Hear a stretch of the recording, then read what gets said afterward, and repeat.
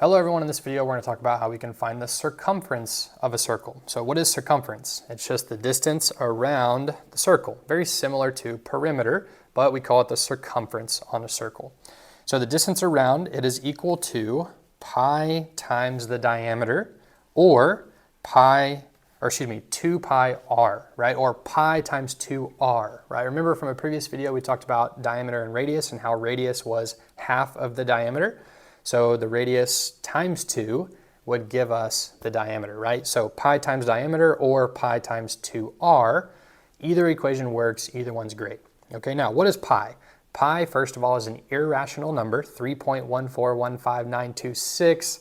That's all the digits I have memorized, but it's irrational, which means it goes on forever, it has no pattern, and it does not end.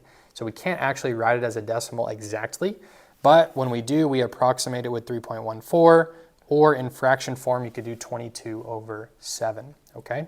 Now also, if you do have a calculator, and in my videos I use the TI-84 Plus CE graphing calculator, there is a pi button on the calculator that you can use, and the calculator will assume that you're using the entire number for pi, so it's as accurate as you could possibly be, all right?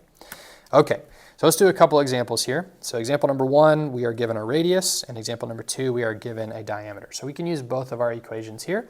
So for number 1, I'm going to use my circumference is equal to 2 pi r equation since I'm given the radius. Now, could we easily use circumference equals pi times diameter? Sure, just go ahead and multiply your radius times 2, and there you go, all right? So we're going to say circumference is equal to 2 pi times 8. So sometimes you might get a question where it says write your answer in terms of pi.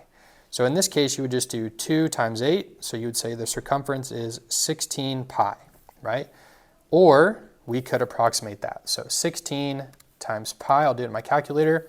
And let's write it to the nearest tenth, so 50.3 centimeters, okay? So two answers there. Essentially, they're the same thing. One's just a rounded value, okay? All right, number 2, we have a diameter of 20 meters.